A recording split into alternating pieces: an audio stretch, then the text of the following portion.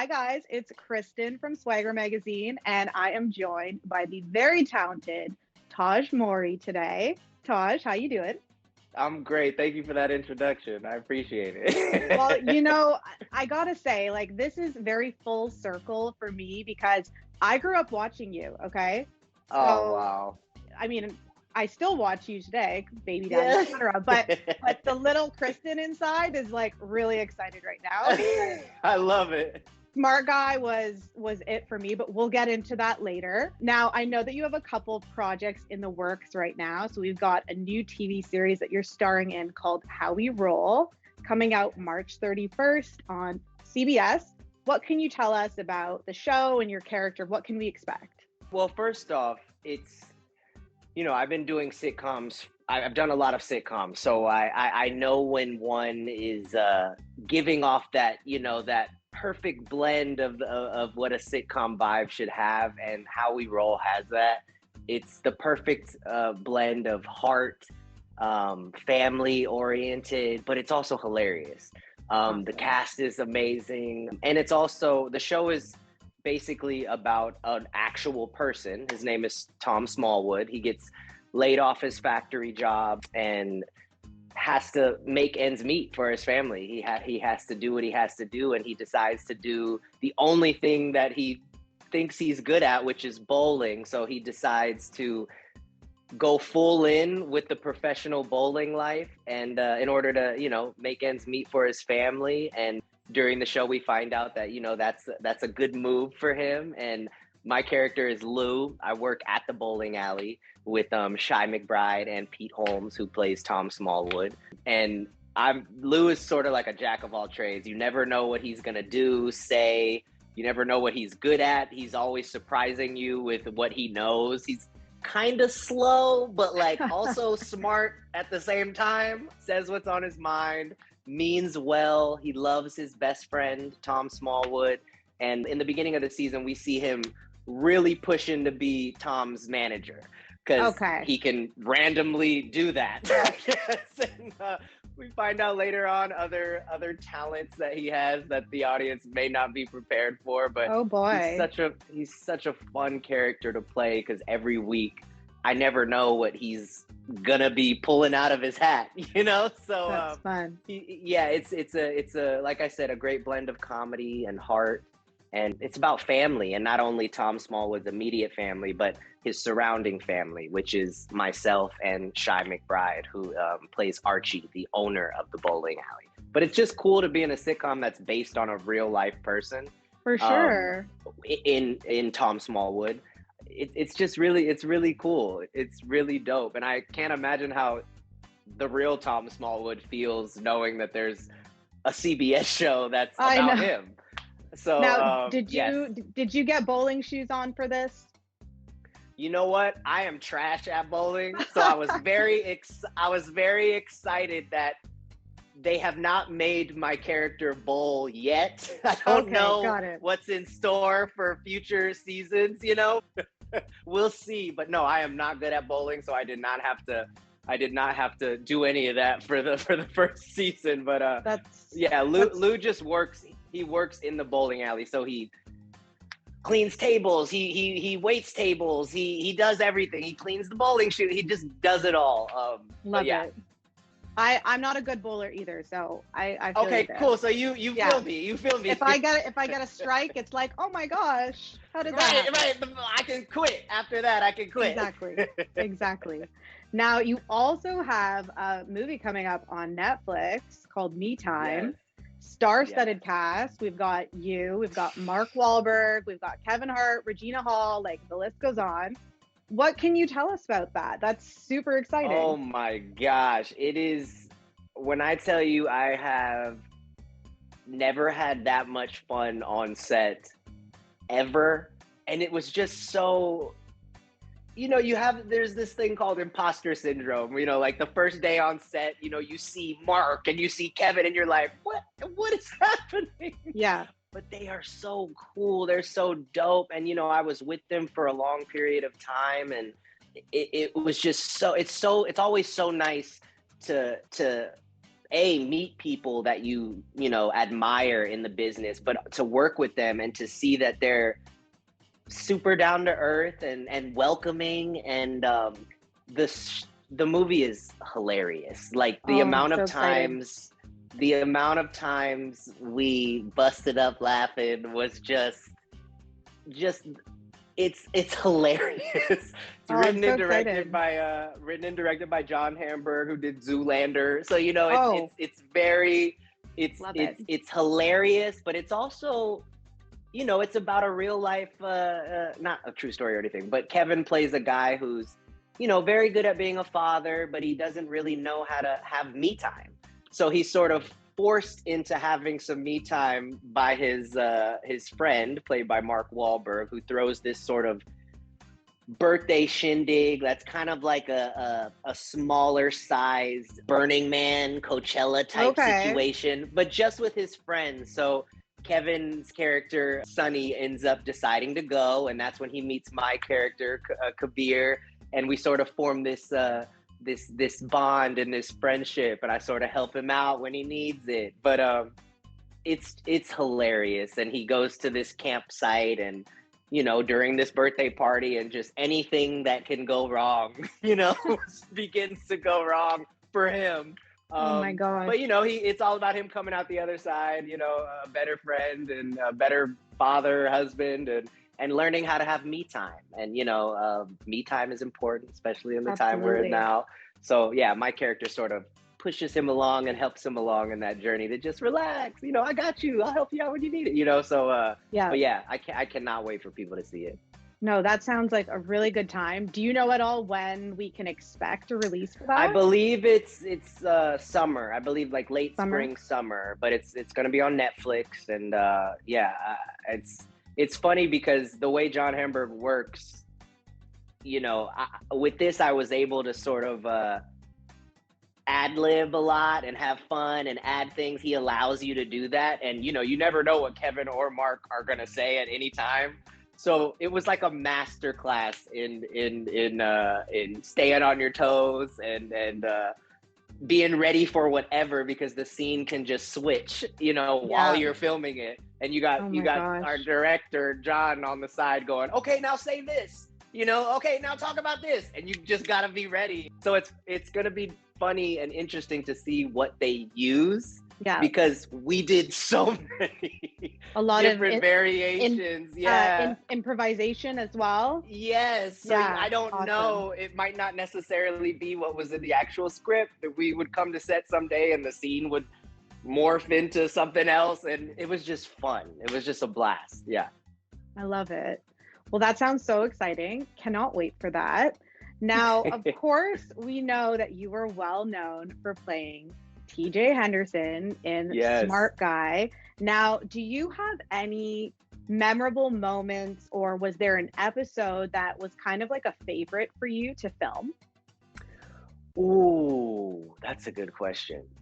I had so much fun on that show, man. Our writers and our creator were just, and people tell me all the time now how ahead of its Oh, time that show 100%. was.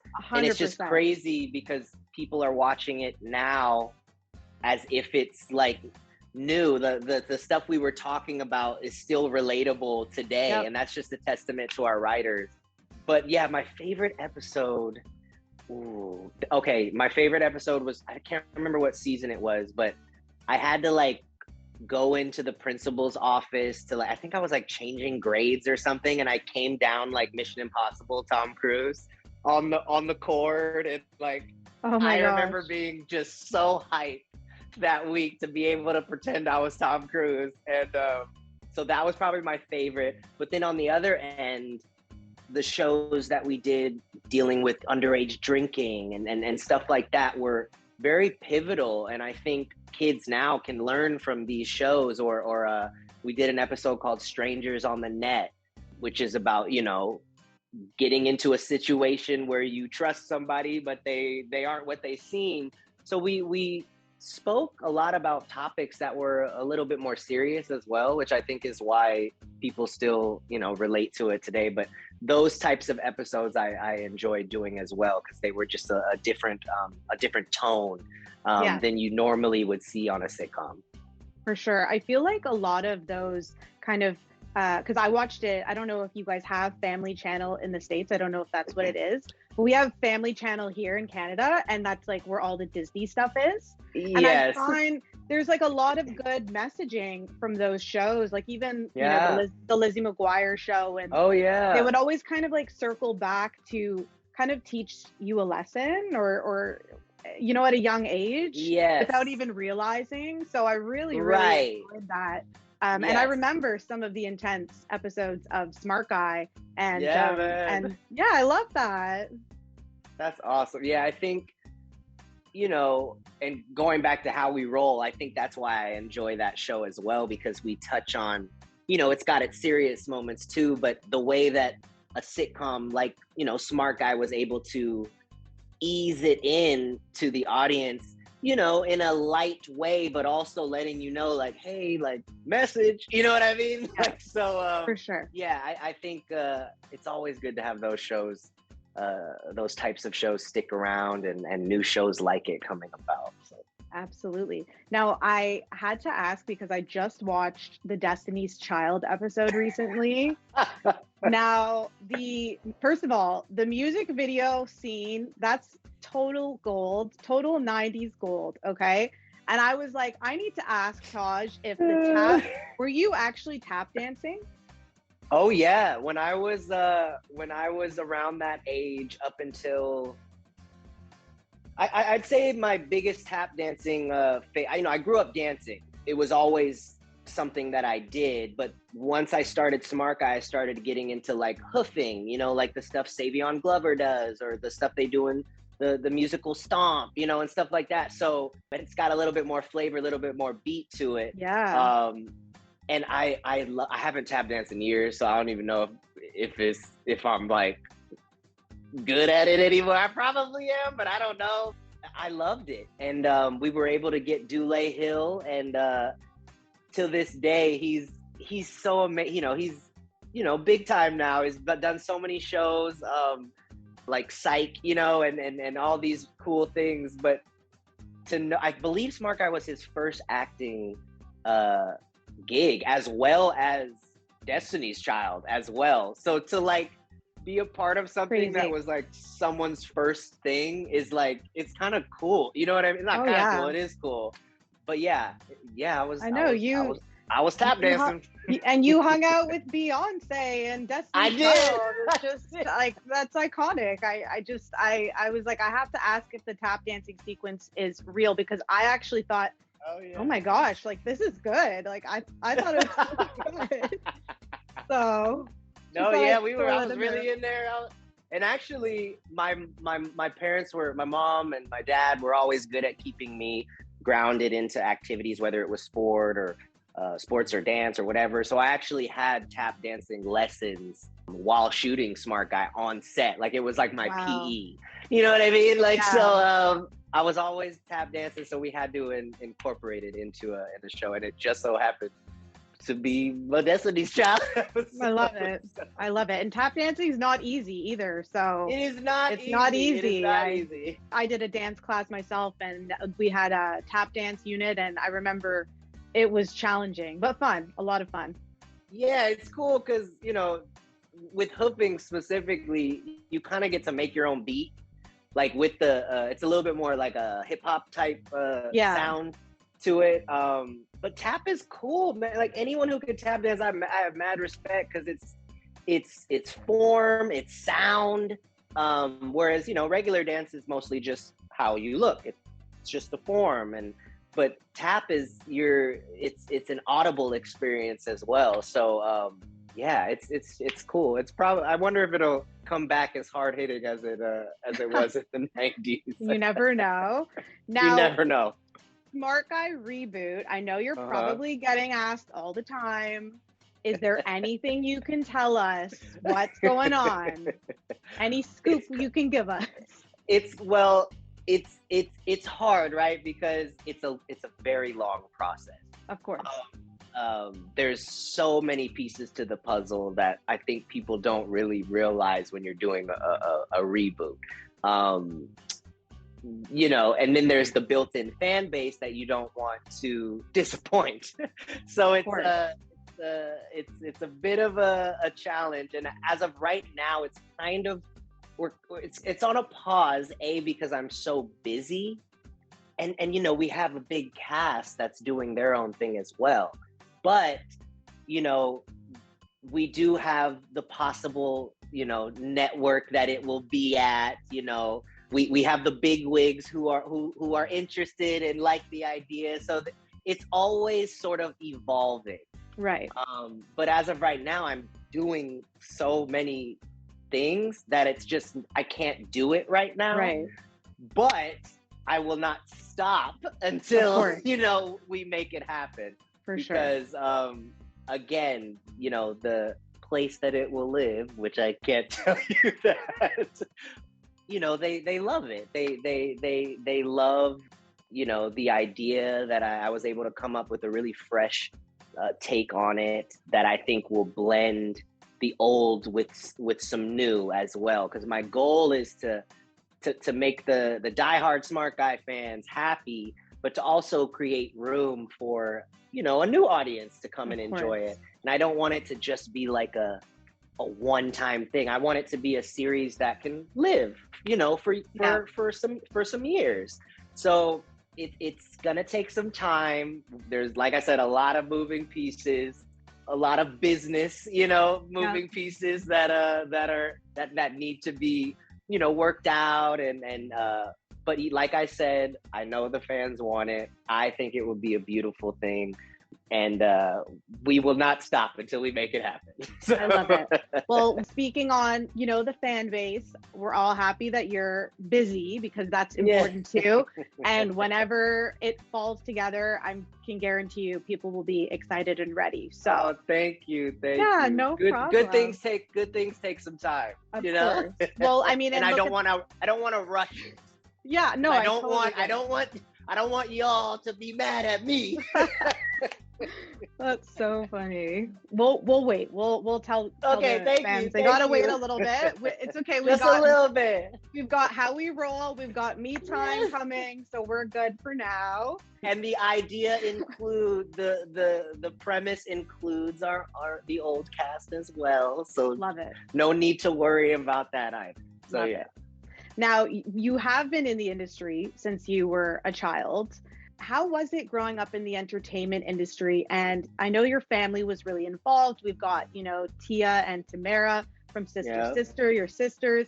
Did you find that having them and then having your family involved, that it really helped ground you? And what can you tell me about that? Yeah, I think, and people ask me, they ask me different ways this question all the time, and I never get tired of answering it, because I think it's important to have a good group of people around you. And I know that I'm very blessed to have a family that's as tight knit as mine. Our faith plays a huge part in how we move and how we do and act and all of that. But I think that's the biggest thing that helped me, was, like you said, having my family around.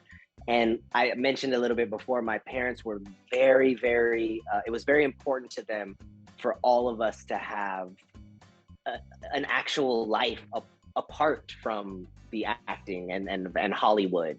Hollywood is this glitz and glamour life that people see, and it can overtake you and it can overwhelm you. So I think I always tell people this, other kid actors, moms, when they ask me, that it's important to separate. And I think not even just for kid actors, I think I do it still to this day as an adult actor. I separate my work from my life.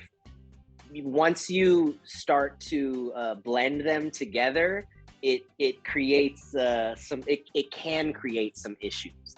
I went to public school when I wasn't Yes. working. I was in sports. I had friends and still have friends that aren't in the entertainment business. Obviously, Great. some are in the arts world, you know, but all my main core group of friends, they're not in the entertainment business, and they keep me grounded. My family keeps me grounded, and I just think it's so important to have, you know, that good group around you. And like I said, I'm blessed to have my family and my friends, because I realize not everybody has a family that can do that for them. But just make sure the people you're surrounding yourself with are there for you and your well-being, and to keep you grounded, and to tell you the truth, and to not be yes men or yes women, or to be sucking up to you, telling you what you want to hear. All of that can affect you. Absolutely. And I think that's why I'm somewhat normal, you know, because of those experiences I had. And, you know, when I come home from work, I'm not at work anymore. When I'm out with friends or family, I'm not really talking about work. I'm enjoying life. I'm having fun. I'm being a human being because that's what I am, you know? Yeah. I think the minute your life becomes your work, and this doesn't even have to only be about acting. It can be about anything. If you bring your work home with you, you're mixing these two worlds, and then where's your identity at now? Yeah. Is it in your work? You know, so and I think that's where child actors kind of get into, you know, some issues along the way, because maybe work slows down. They don't know what to do because their whole life was acting. So I think it's just important to separate them. And I'm so thankful for my parents for, you know, instilling that in all of us at a very young age. That's amazing. Yeah. You're very lucky. I love it.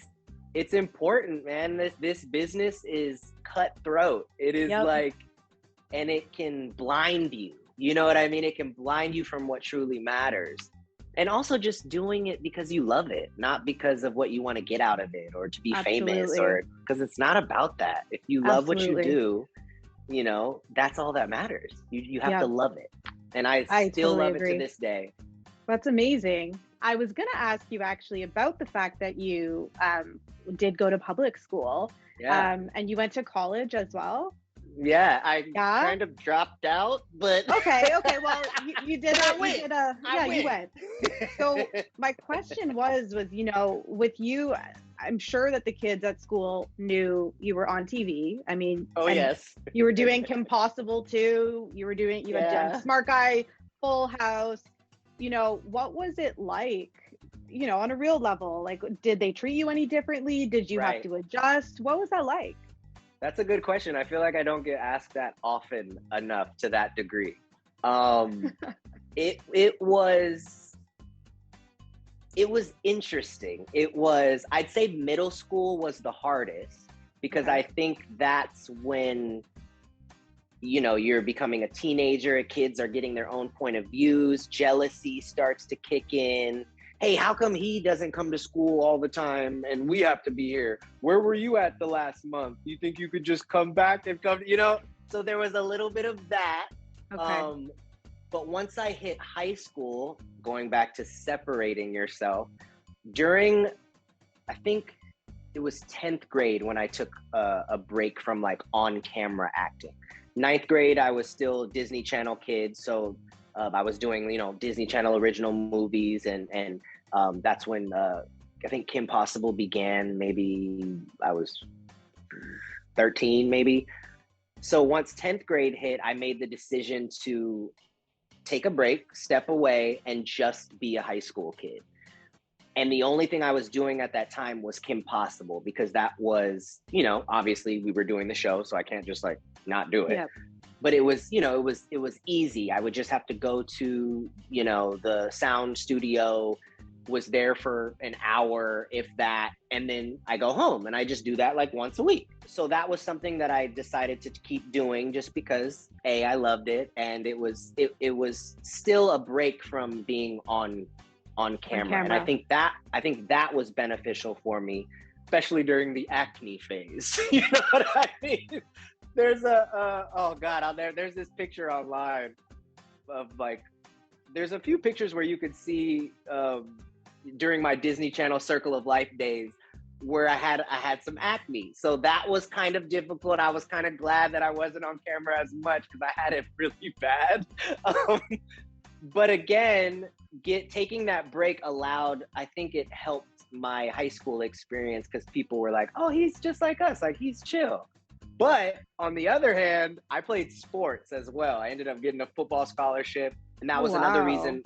That was another reason why I stepped back, because I wanted to focus on football in school and like go to my prom, stuff like that. Yeah. But football was a different story because the other team is obviously going to be gunning for the actor. You know what I mean? So, and I played running back, which is the guy who runs the ball, gets tackled a lot. And so, but I was good. So I was able to handle it. And then I got a different level of respect from my sports peers because I was tough. I wasn't like, I'm an actor. Like, you know what I mean? Like I was just chill. And after every game, the other teams would always be like, man, like props, bro. Like, you know what I mean? Like, man, like, okay, I see you. That's but before awesome. That, I can confidently say that every team that I played would be gunning for me the most. Oh my gosh. Go get the smart guy. Exactly. Like that, yeah. Exactly. Aww. So yeah, I'd say, but with that, like I said, my high school experience was amazing, and again, you're lucky. You're lucky to have that too, because I think that's exactly crucial, like just. And I think that's awesome. I think that helped. I think it helped me mentally. It helped me taking a break. It helped me mentally. It helped me career-wise, even because I was able to step away and then come back as an older individual, not sort of in the sinkhole of child actorness. Yeah. You know what I mean? So I came back different. And it was like, oh, hey, he's back. I never like to allow people to like get sick of me ever. So I like to take breaks. If I do a long span of a show, I like to chill. We did 6 seasons of Baby Daddy. So I chilled out for a little bit after that, then came back. So again, separation. I think that's the moral of the story. Now, I know you did some music as well. Yeah. Is there any music that we can maybe foresee in the future from you? Is that still a passion?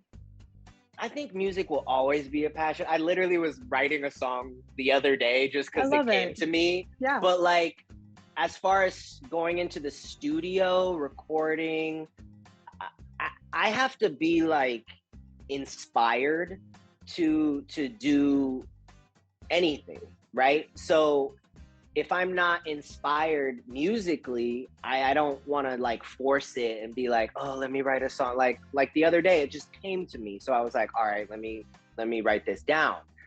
But I think music will always be a passion of mine. So somewhere down the road, down the line, I'll get back into it. But right now I'm so focused on the acting side, the behind the scenes stuff that we're, working on developing as well.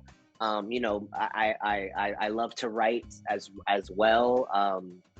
Being a director is also a passion of mine. So I have to go where, where I'm inspired. I never like to force anything. And I think people can sense anything, any type of art that's forced. I think people can sense it and aren't as receptive to it.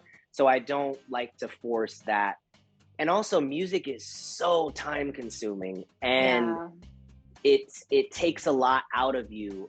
And I don't have time. For a while, when I was doing it, I was also doing Baby Daddy. So it was just like a lot of everything. Yeah. And so when I do decide to do music again, it'll need to be a time where I'm like specifically focused on that.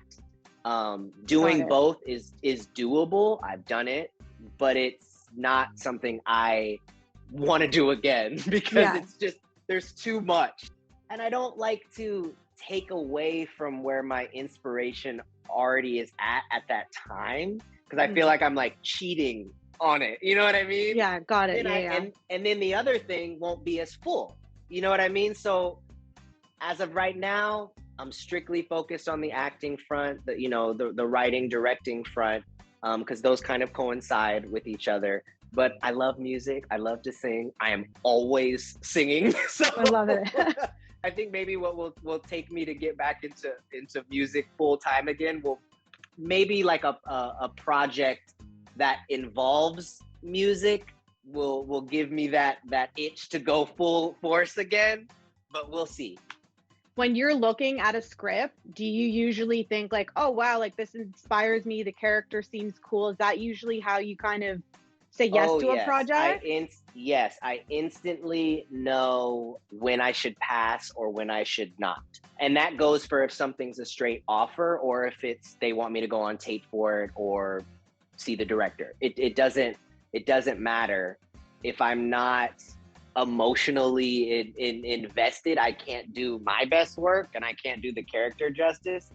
I'm very blessed to have a lot of the projects that come to me I get instantly inspired by. And another thing I like to look at is if I have a trajectory and I have goals in my career, as one should. So if I see a project doesn't fulfill those stepping stones of where I would like to go, then maybe it's not for me. Maybe it's for someone else. But then I also know that I'm a faith guy. So whatever comes my way is meant to be. You know what I mean? And I think that's a good thing for not even up and coming actors, actors in general, to realize that if a project doesn't work out for you and they go with someone else, which happens often, it's not you. You know what I mean? It's not you. It just wasn't for you. Exactly. And I've been doing this for a long time, and it took me a while to understand that, because there's projects that you become so emotionally invested into the character, and you want them so bad, and you're at the end of the road, it's between you and one other person, and you're like, oh my God, I want this so bad, and then it doesn't work out. You can't. There was a time where I would break down, I'd be like, no, you know what I mean? But now I'm like, you know what? There's something else. That wasn't for me. But I think that's the beauty of acting anyway. If you continue to be inspired by projects and characters, the ones that you do end up portraying, that will come through on screen. And hopefully people will respond by saying, you know what? No one else could have played that. You know what I mean? You killed that. And, there's nothing better than hearing that. But yeah, so many times I've awesome. Been emotionally invested and but again, I know right away, That's awesome. Right away. Now, my last question for you is, you're so young, you're so accomplished, you should be proud. Thank you. Is there anything, that you want to do that you haven't done? Is there anything else that Tahj wants to do that we have not seen? Oh yeah, I have not even scratched the surface of where I would like to go and accomplish. And but with that said, I'm so thankful for the career that I've had and been able to do. But yes, one is the directing. It's in development right now for a movie that I'll be directing that I co-wrote. So that's a phase that I'm, on the way to showcasing. I'd love to do more film. I love television. I'll never stop doing television. It's my comfort place. But I have a passion for acting, and I have a passion for the greats like Denzel Washington, Meryl Streep. So I'll be winning an Oscar one day. You know what I mean? Like I need to. Yep. So that's we're putting that out in the universe right now. Yeah. So those types of things, like I said, nowhere near scratch the surface of where I will be going and will do. And I think that's that's the key, right? To never be in anything, not just acting, to never be comfortable where you are, because then things can get boring. Things can, you can start taking things for granted. No matter what set I'm on, I'm always thankful to be there. I'm always thankful for the crew that's around me, the talent that's around me, because it's a gift to be able to do what I do.